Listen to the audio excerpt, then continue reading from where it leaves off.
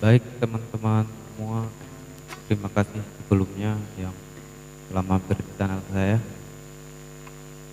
Ya, hari ini saya akan membagikan tutorial kunci gitar atau chord gitar lagu Batak yang berjudul Holongna Berbudi, di mana lagu ini diciptakan sendiri oleh almarhum Marlon Tumorang, di mana kunci gitarnya terdiri dari beberapa chord dan diantaranya ada G, G minor, A minor, A, G minor, G, dan G crash.